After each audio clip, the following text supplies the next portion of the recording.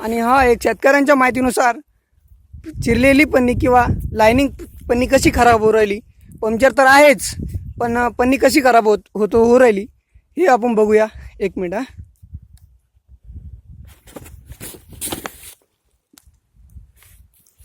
अशा प्रकारे टेक्सल कंपनीच्या लेस, लायनिंग किंवा चीर, साध्या सरळ भाषेत अशी पन्नी फाटते. अशा प्रकारे पन्नी फाटते. शेतकऱ्यांचं म्हणणं आहे की टेक्सल कंपनीने आमची फसवणूक केली आहे, एक फ्रॉड कंपनी आहे व आम्ही जे फसलो ते तुम्ही फसू नका.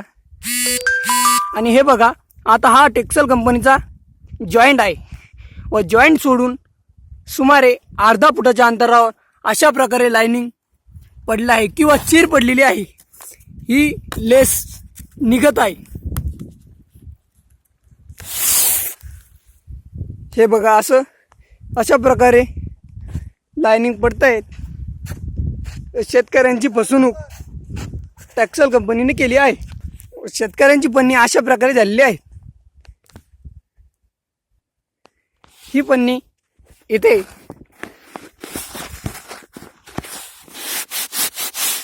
हे बघा अशी खराब होत आहे आणि सुमारे म्हणजेच 1 वर्ष किंवा 8 महिने झालेले आहेत या पन्नीला. टेक्सल कंपनी वॉरंटी व गॅरंटी याविषयी शेतकऱ्यांची मदत करावी.